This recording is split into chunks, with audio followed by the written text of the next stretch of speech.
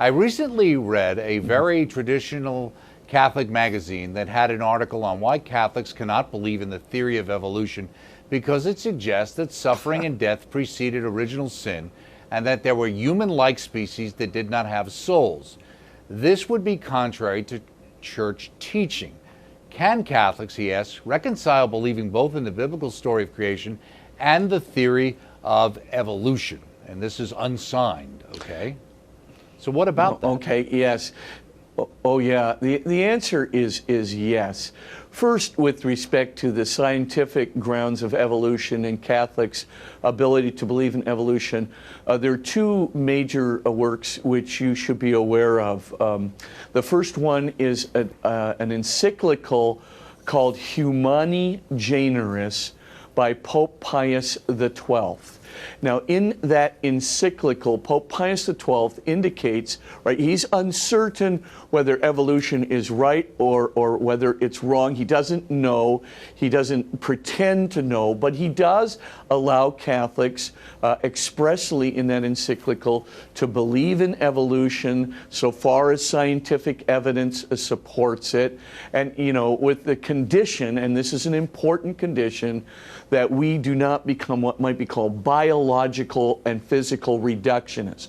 So what he means by that is you can't not believe as a Catholic that every human being has a uniquely created transphysical soul destined for eternity, created by God.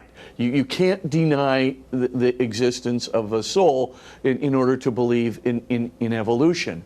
Now, of course, that is not really, you know, it's very, very difficult to deny the soul today, right?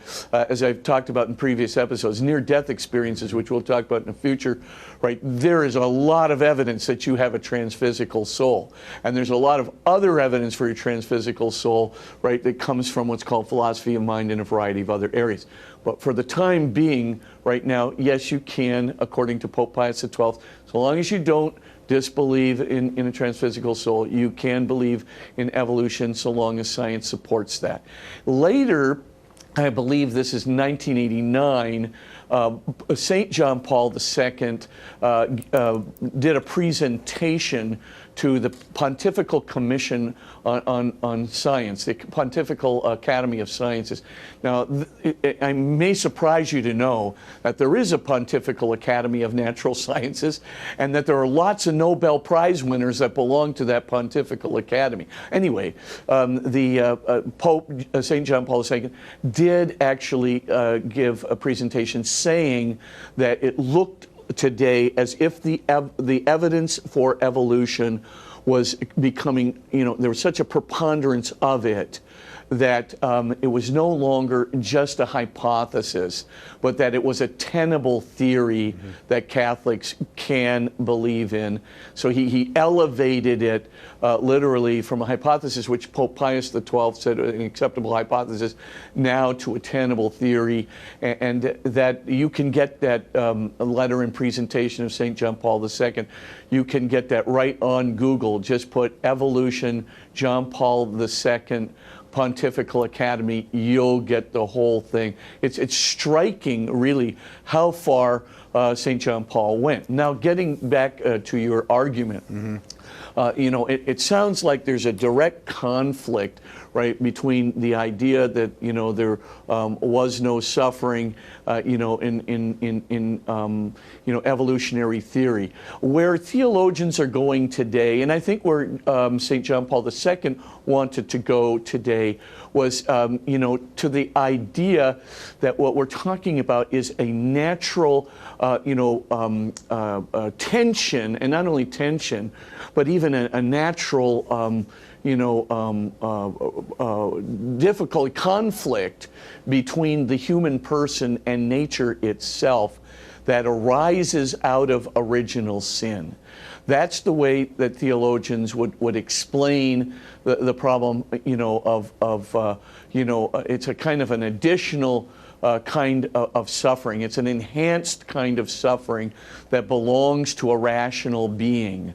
But the idea, you know, that pre-human beings can't suffer. I don't think any theologian, even St. John Paul II, would have ever suggested that pre-human beings could not suffer, prior to the fall. It's just that human beings now suffer in a super abundant way because of the fall, because of the natural conflict that comes out between humans and the rational nature of the errant human will, right? Once that happens, right, there's going to be a conflict which exacerbates, the suffering that occurred. And that's how, St. John Paul can make that statement with a straight face to the Pontifical Biblical Commission. It wasn't that he hadn't thought of a very good argument before. Believe me, there had been substantial reflection on it before today. But it's a good question, and it needs and deserves to be answered. And I think that's how people answer it.